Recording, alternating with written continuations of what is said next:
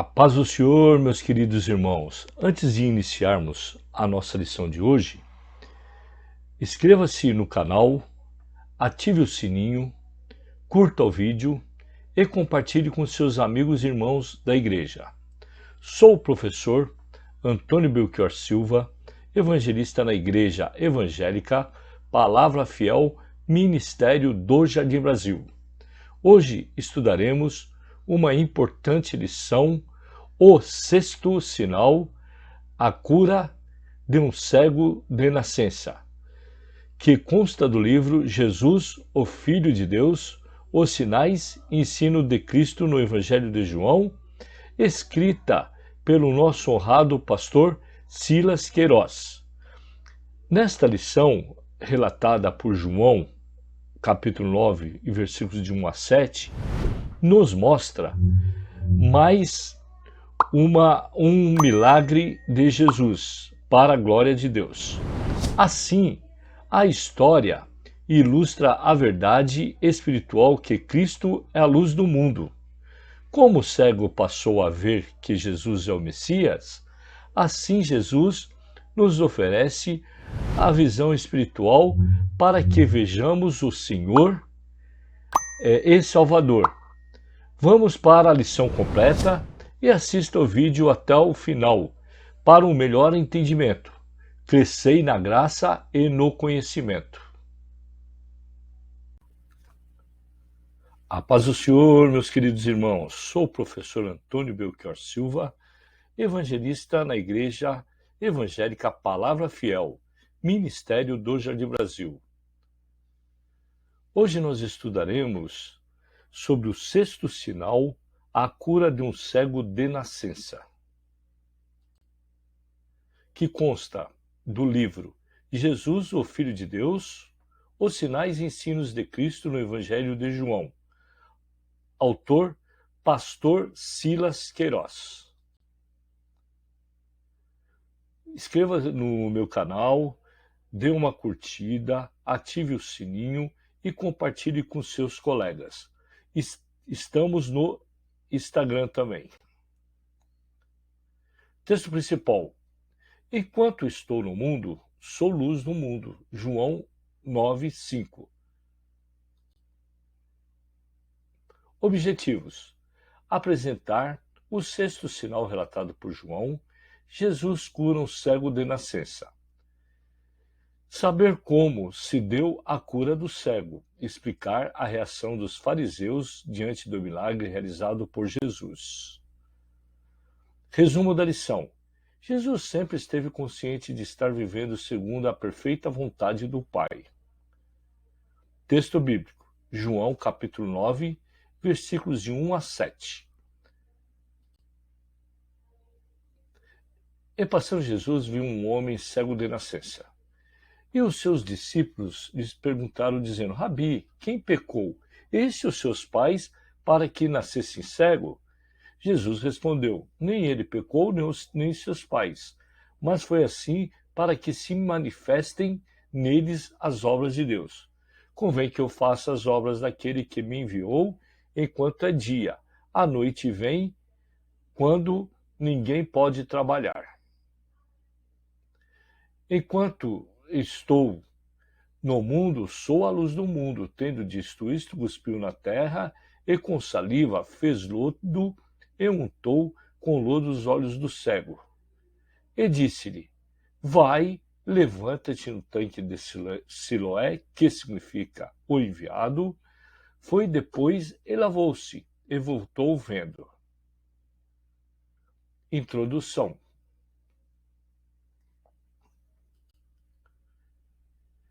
Jesus está de volta à Judéia. Por vez, em Jerusalém, ele prossegue seu ministério no centro religioso e político de Israel, mas um sinal de sua divindade será manifesto, tocando em pontos sensíveis das crenças judaicas e provocando forte reação nos fariseus. Estudaremos hoje a cura de um cego de nascença. Mas antes de entrarmos diretamente no exame do texto, faremos uma breve apresentação dos fatos antecedentes do que aconteceu entre o quinto sinal, Jesus andando sobre as águas, e a cura do cego, o sexto sinal, já em Jerusalém. A finalidade é proporcionar uma visão mais completa possível do conteúdo do Evangelho de João. Ainda assim, estaremos perscrutando toda a riqueza desse extraordinário livro.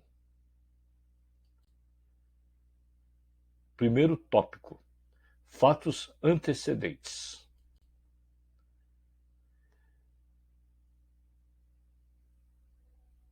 1. Uma temporada na Galileia.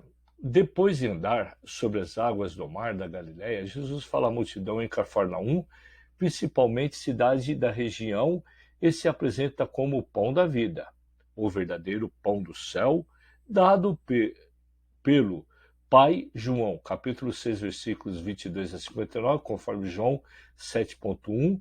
Jesus permaneceu por algum tempo pelas cidades da Galileia, evitando ir à Judéia, pois os judeus procuravam matá-lo. É a segunda fase do seu ministério. Como já destacamos, com a iminência da festa dos tabernáculos, os irmãos de Jesus sugerem que ele vá a Jerusalém para que também seus discípulos pudessem ver as obras que fazia. É uma das muitas passagens que apresentam os irmãos de Jesus. O texto de João, capítulo 7, de 3 a 5, nos mostra que Jesus apresentava a incredulidade dentro de sua própria casa. Fato é que nem mesmo seus irmãos criam nele.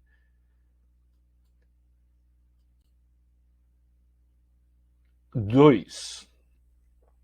Não é chegado o meu tempo. Jesus não respondeu aos seus irmãos como um homem natural, falou-lhe como o Filho de Deus, expondo a sua missão, João 7.6, Isaías profetizou a rejeição que o Messias teria, Isaías 53.3.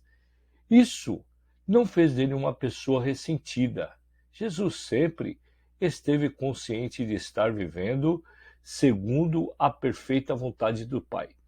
Não podemos, meus irmãos, nos deixar afetar por qualquer insinuação ou provocação ou desprezo. Quando vivemos segundo a vontade de Deus, devemos permanecer firmes em nosso propósito, como Jesus, que jamais se abala, sempre estava convicto de estar obedecendo e agradando ao Pai.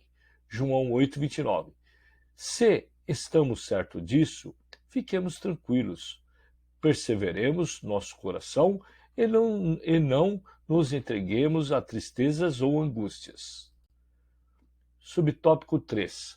Jesus vai à festa. Depois de seus irmãos terem ido a Jerusalém, Jesus fez o mesmo, mas não manifestadamente, mas como em um culto. João 7.10. No meio da festa, foi ao templo e ensinava aos judeus falando de sua missão.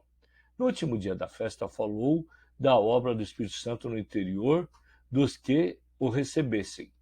João 7, 38 e 39. Sua mensagem provocava distintas reações na multidão. Alguns criam ser ele o Cristo, mas o fato de ser conhecido como sendo Galileia produzia muita dúvida. Vem, pois o Cristo da Galileia? Não, diz a Escritura, que o Cristo vem da descendência de Davi de Belém, da aldeia de onde era Davi. João 7, 41 e 42.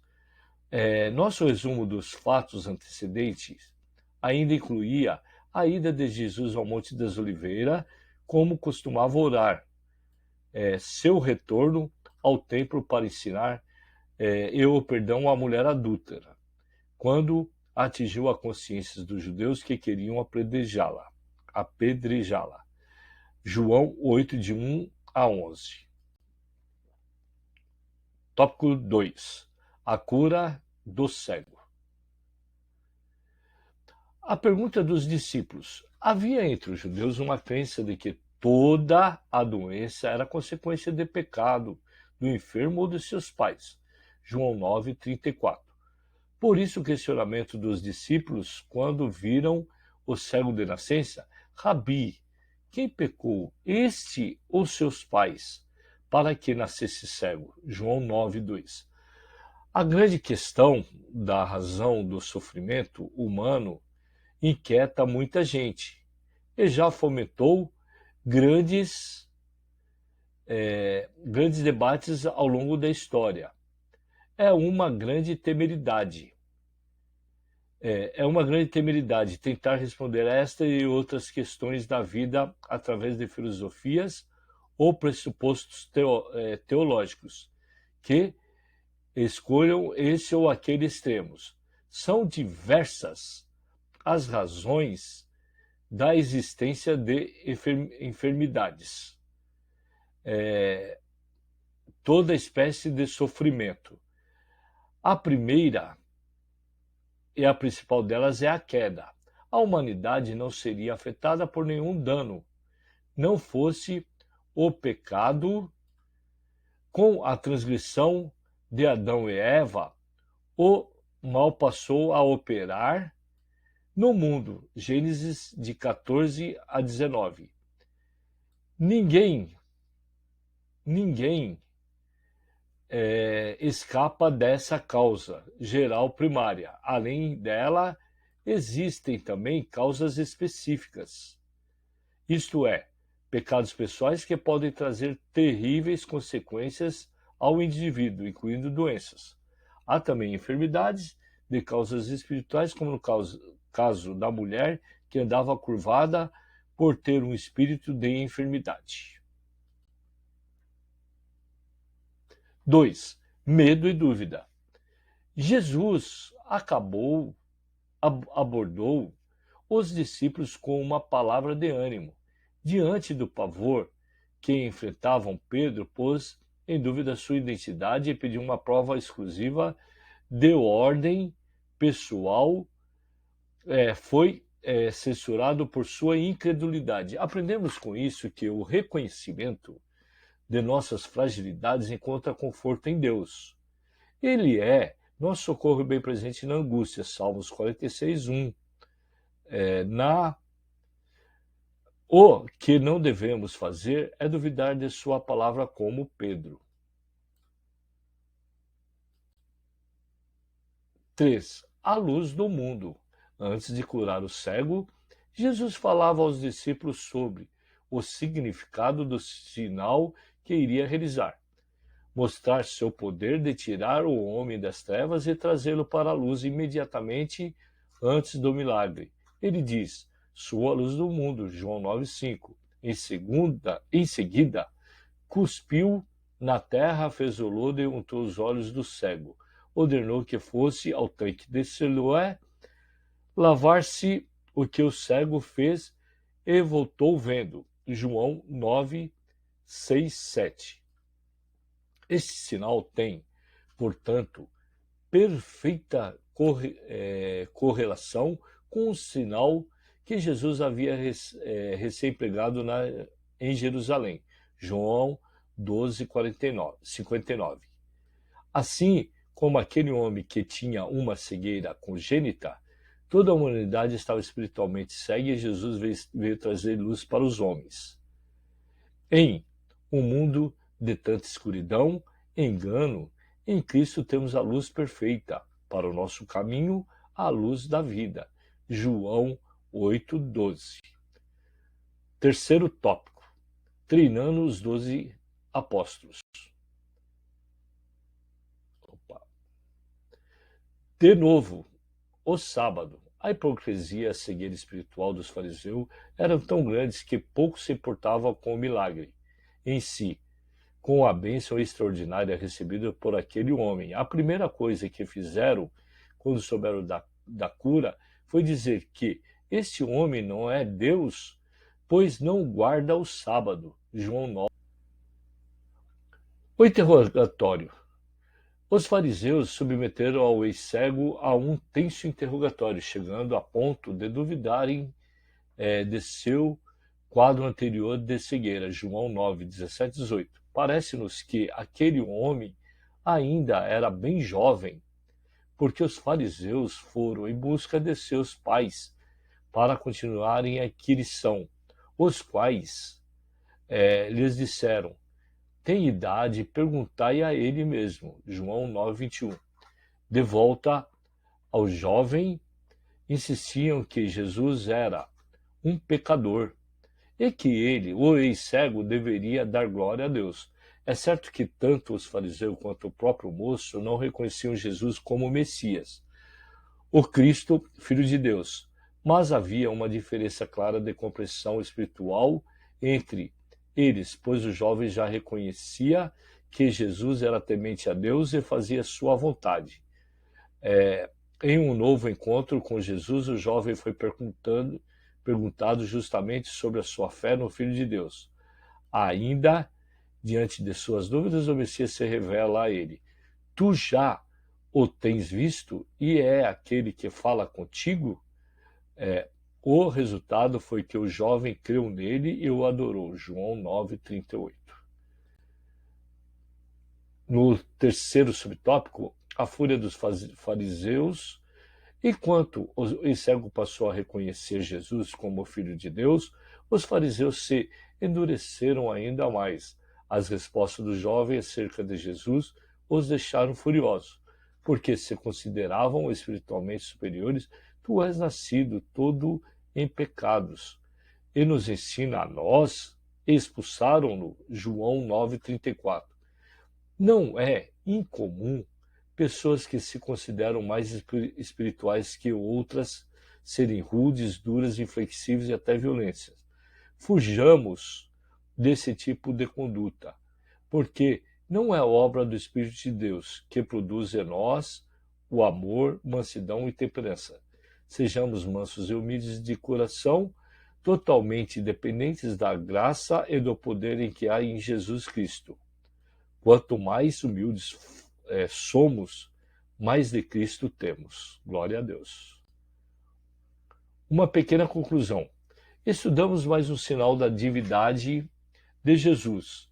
A cura do cego de nascença foi uma oportunidade para a luz do mundo, João 8:12, revelar seu poder, destruindo os sofismas e todo o engano religioso. Quem insiste em prender os homens nas trevas da incredulidade, do pecado, rejeitar essa luz é manter-se nas trevas do pecado. João 9:41. Quando a recebemos e seguimos, encontramos o caminho da vida eterna. Glória a Deus. Então, meus, que belíssimas lição que nós aprendemos hoje. Fique com Deus e conte com as minhas orações. Hora da revisão. Jesus respondeu aos seus irmãos como um homem natural? Qual profeta predisse a rejeição do Messias? Segundo a lição, o que Jesus falou no último dia da festa? Qual era a crença dos judeus em relação às doenças? Qual a razão primeira e principal da existência das enfermidades? A nossa próxima lição será a lição de número 10, que consta Jesus, o bom pastor. Até a próxima aula. Fiquem com Deus. Deus é contigo. Inscreva-se no canal. Curta o vídeo e compartilhe com seus colegas.